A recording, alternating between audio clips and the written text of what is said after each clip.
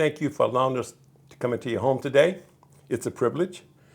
And today we have Miss Gwendolyn. She is with the VA here in Alexandria. She is the suicide prevention director, I guess you can say. Manager. Yes. Yes. And she's here today to share information with the veteran community about the services that they provide. Yes. And to be honest with you, whatever she can provide is very vital. So all I can say, guys, listen up. And if you know a veteran or a friend or neighbor who knows veterans, get them in touch with this, with Veterans Corner about this video, and she'll share this information. Ms. Gwendolyn, nice to have you on board. Thank you. Okay, I appreciate you having me. Okay. Well, tell me just what it is you do. Well, what I do, I'm with the suicide prevention team, and what we do, we work closely with the 988 crisis line call. Okay. So you'll see those stickers everywhere, 988, press 1, 24/7, 7 days a week, where we partner with the Veterans Crisis Line call. And what we do when those calls are made, veterans make those calls, we respond to those calls once the crisis line in our catchment area, Lake Charles, Lafayette, Fort Polk area, Natchitoches, all those areas, surrounding areas. So maybe say like South Central Louisiana? South Central Louisiana. West Louisiana? We handle South Central Louisiana, all that area. So we make those calls out. We try to connect veterans with resources that we know of, and then we try to find resources if we don't have those resources here at the VA. Okay. So not only do we do that, we look at veterans who are at risk for suicide, and we want to make sure they're getting the mental health services or behavioral health services that they need, the medical, recreational services, or whatever services the veterans need. We try to find those resources for them and connect them. We just want to keep our veterans healthy and know that there is hope, that they need to be heard and their voices need to be heard, and we want to make sure that they are heard and connect them with those resources. Yeah. Just keeping our veterans alive and safe. Well, I'll tell you what, if a veteran is in crisis, but if you're not aware of it, and it's up to them whether they want to call the crisis line, the whole crisis line. They call the crisis line, that 988, and then they'll prompt you to push #1, and 24/7, 7 days a week.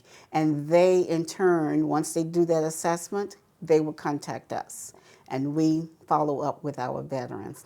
And I just want everyone to know that suicide is everybody's business. You don't have to be a clinician to deal with suicide. Everybody can, and anybody can do it. And so many people do it every day and don't even realize that you've saved a life by a smile or just listening, really being present and listening to what a person has to say. Okay. And this is just for everybody, not just veterans, but any and everybody. Life is hard. It's difficult. Lots of challenges that come up. So we need to be present for each other. We need to know what's going on in a veteran's life. We don't have to have answers. We just need to listen. And know it's me. We just need to be there. We just need to be there. Yes. And whatever resources we know, we can share with each other. Yeah. So that's what the whole gist of it is. It's keeping our veterans alive, letting you know that there is hope out there, and you have a whole community out there that care and love. Yeah. When it comes to the community, what kind of signs that a veteran will show that he's in crisis, that a citizen or a neighbor or friend will recognize? What are the symptoms that can be, will the veteran show, or really anybody, that's in crisis? What kind of signals do they send that the normal person can kind of recognize? Absolutely. And you may know of friends or family who all of a sudden they start isolating. They don't come to functions like they used to. They may stop going to church, or they don't answer your phone calls anymore.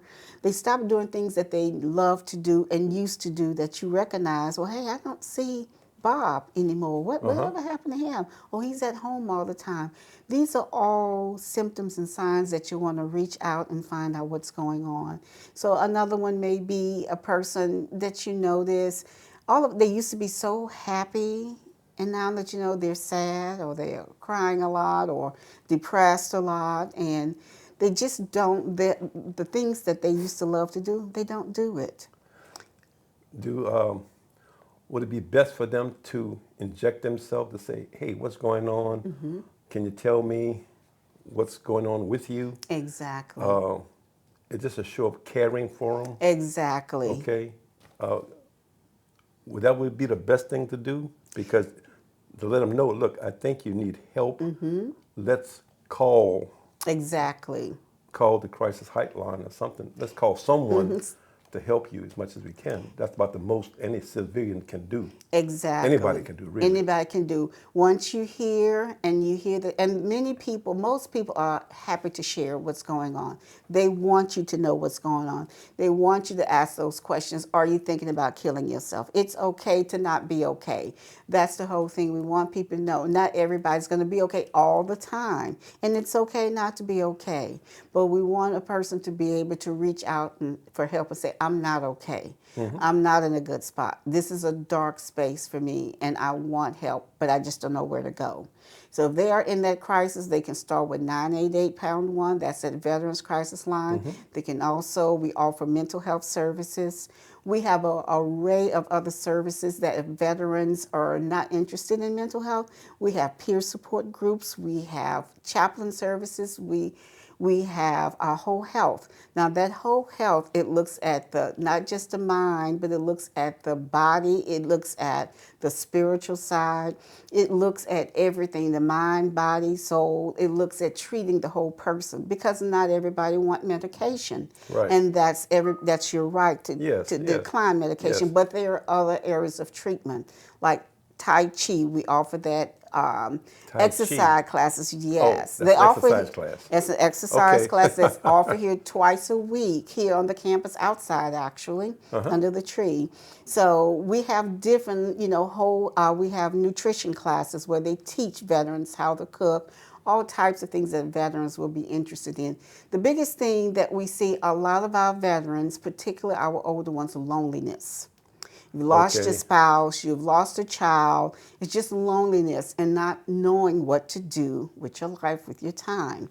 So we want to offer classes and resources that way to get our veterans out. Now, we would love for veterans to come in person, but we know sometimes can't. Transportation could be an issue, but a lot of those classes are offered online with those with the VVC. And the VA does provide those tablets for veterans to be able to participate in that, as well as for individual therapy. So they don't always have to come in because transportation is an issue, especially in our rural areas. Right. So veterans can participate. Yeah. Cooking classes, we even offer that, and they can do that online well, as I'll tell well. you what, if that's the case, then I would say I'll go one step further.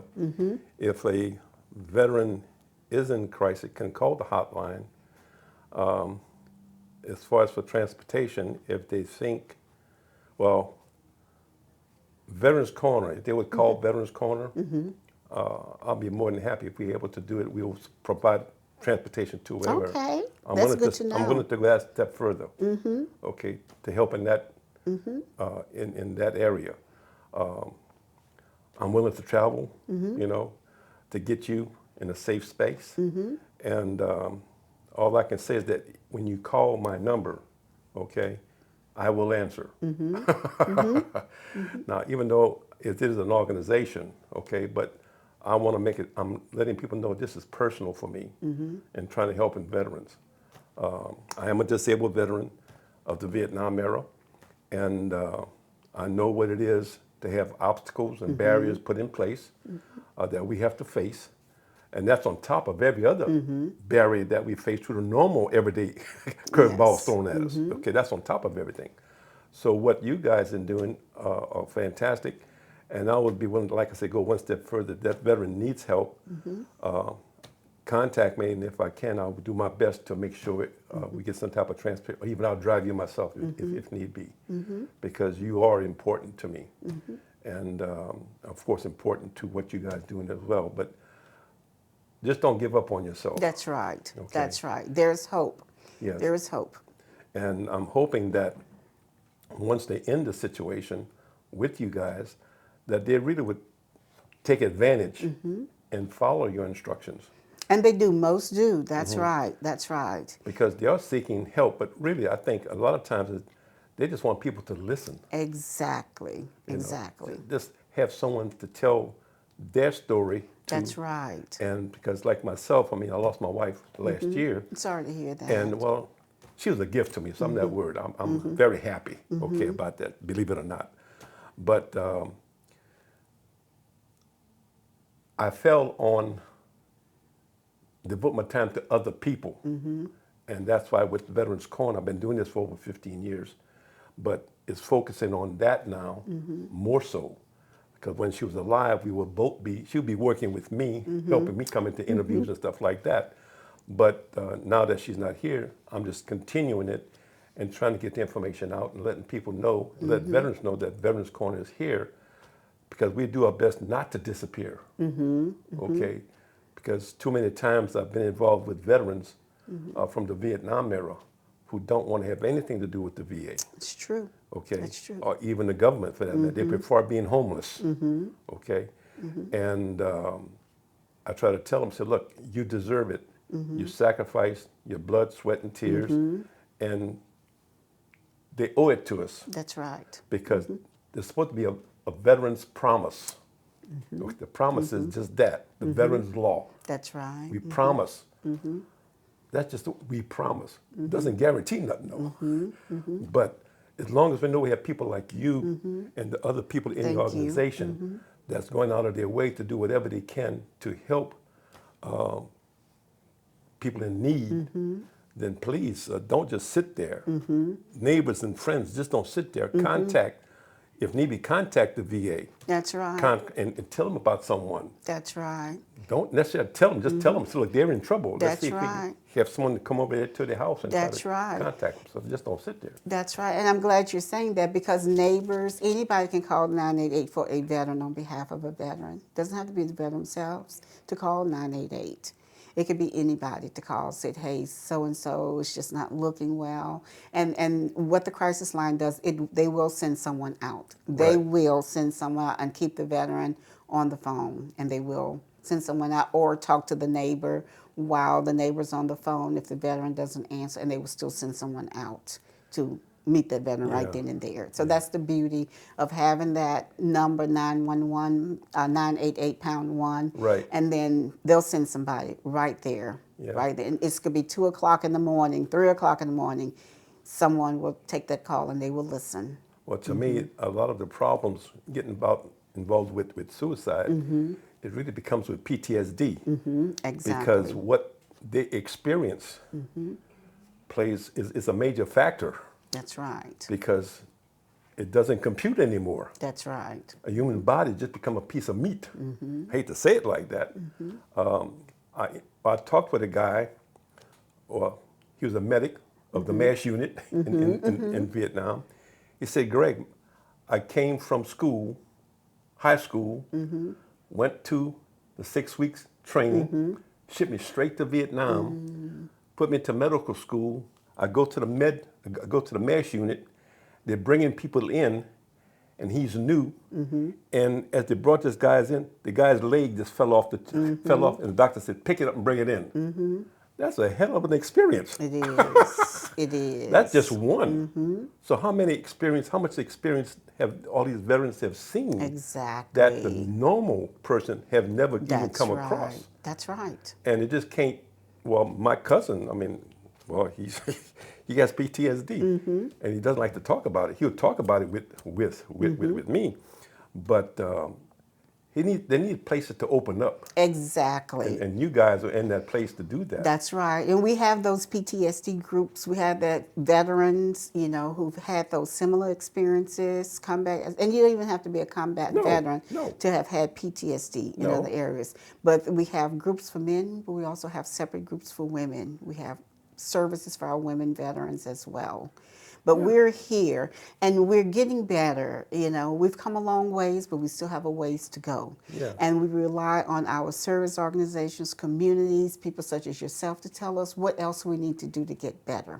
How can we better serve our veterans? Because we're forever growing and we're forever learning. And needs are always changing. They're not going to always be the same. So we've got to be willing to change with that to meet. of a veteran's needs. And one thing too about your PTSD, you don't have to be in the combat You don't. area. You don't. You could be in backwoods. That's right. Absolutely. And put it like this, I hate to say it, sexual harassment. Exactly. On both sides. That's right. That's male right. and female. That's right. And that plays that's an impact on their lives. Yes, it is. And people don't understand when they come back home, they don't understand why their soldier acts the way they do. That's right. Well, guess what? Their outlook on life is a hell of a lot different That's right. than just anybody else. I mean, another friend of mine came back from Vietnam, and a car outside backfired, and he immediately dropped to the floor. Boom. Yes. You know, automatic reflexes. But what you guys are doing, I mean, people need to know. And I'm sorry to say, a lot of veterans don't know about you. I hate to say it like that. You may hear crisis lines, but a lot of times they don't call. So it's up to the neighbor, the friends, neighbors, friends, and it's other vet friends. That's right. That's to get right. involved and to see them in trouble, to contact you guys. That's right. It's everybody's business. Everybody's business. We all need each other. It takes a whole village to do this. No one person, no one organization can do this. We need the eyes and ears of everybody. Well, the eyes and ears are out there, just whether or not they take advantage of it. But I'm hoping, though, that the vets out there that at least hear this. This is just a small piece of information we're sharing. I mean, I'm hoping to maybe do more interviews with you in the future. But the more information that they have, it's better for them because they can make a better decision. That's right. Because lack of information puts everyone at a disadvantage. That's true. And when it comes to veterans, they put them at a significant disadvantage. That's true. That's true. Okay. That's true. And I'm just hoping that they take advantage of what services you guys offer, you know. And we've seen an increase, so a lot more veterans are coming through the system, which we're glad. They are? But there's still, yes, sir, but there's still many more, like you're saying, that aren't. Right, So right. you're right. Supposedly, the rate of suicide, when it comes to the Vietnam era, it's like 30 per thousand, which is even That's it's significant. it's significant during the Vietnam era service members. And you wonder why. Well, the type of war we fought was totally different. It wasn't fighting a nation, it was fighting a people. Right. And the people you worked with in the daytime were your enemies at night.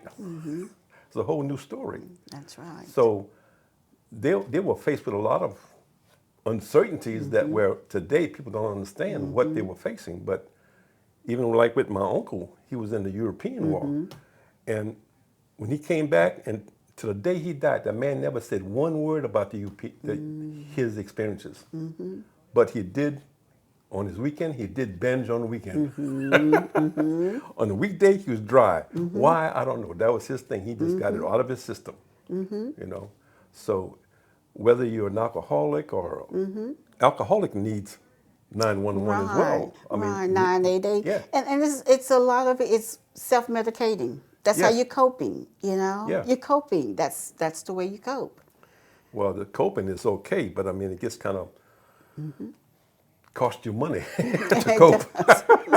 And we have help. We do have our substance use departments that really help our veterans with that. Substance use department? Yes, sir. Just And what it deals with alcohol, it deals with drugs, it deals with gambling, any kind of addiction that's interfering with your life that's causing you a problem. Okay, so they will come in and stay for We 3 have- days or a week or... Whatever it takes, we have an inpatient unit, Okay. and then we also have outpatient. Okay, okay, that's good. That's something that needs to know. I wasn't aware of that. We do have that. But anything that can help, because it's not just the PTSD, but from that you also have the needles and the drugs. Exactly. And that's a whole new ball game. Exactly. And coming to you guys and staying for a while, at least you're treating them with medicine to help them come down, I guess.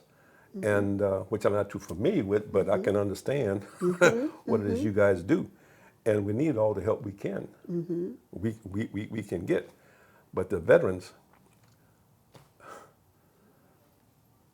we need America behind us. Exactly. It takes everybody. Exactly. It takes everybody. And I'm sorry to say, sometimes, as we now see in our current situation, there are a lot of people that don't care about veterans, but they want the freedoms that the veterans bring, because it's because of veterans are the reason why we have a free America today. But yet they don't look upon that as being an advantage to them. They didn't have to fight for freedom. They're enjoying the freedom that the veterans fought for. And I'm hoping that our culture will change. But every generation has have their own little set of problems they want to bring to the table. And I hate to say it, every generation thinks the older generation doesn't know what they're talking about. Not until they become the older generation. And keep living. and keep living. It will become. and try to make a difference. But then to pass it on to their children, the children look upon them That's and think, right. you don't know what you're doing, that papa, stuff like that, until they get out there into the real world. That's right. That's right. But just to wrap things up, though, just tell me again, just what is it you do to help veterans? And we want to keep our veterans alive. This is suicide prevention, and giving our veterans, there is hope. There is hope. There is hope. Don't give up. Keep moving. In spite of all the trauma, all of the difficult challenges that our veterans experience, don't ever lose hope and don't give up. Well, One life taken, death by suicide is too many. yes. It's too many. Yes, I agree with that. You know, It's too many.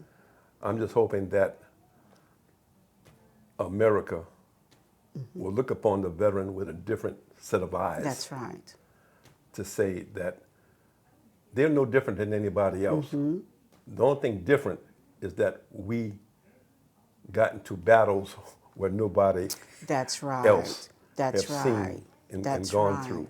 That's right. And it doesn't matter whether you're on the back side or the front side. That's you're right. a veteran in a war zone. Exactly. And at the same time, even in a non-service connected way, you're in situations where That's right. you need help as well. That's right. You're still a veteran. Yeah, you still Still serve the country. Yes. You still deserve for the VA to help you. Yes, yes. And I'm hoping to say that as time go on, that things will get better, because the VA has gotten better. Because of the 40 veterans that died in Phoenix, Arizona, and it became public awareness, public kind of put pressure, and VA started changing. And since then, VA have changed a lot. But it comes at a snail's pace, okay? And for me, the snail's pace, to me, that's Congress. You got too many people trying to be too many damn chiefs and not enough Indians. But anyway, this program is coming to an end. I hate to say it. But Ms. Gwen, I thank you for coming on board. Thank you for having me. I Yeah, appreciate no. you. And we could get you back on, you know. So all I can say, fellas and friends and neighbors, God bless the United States. Thank you.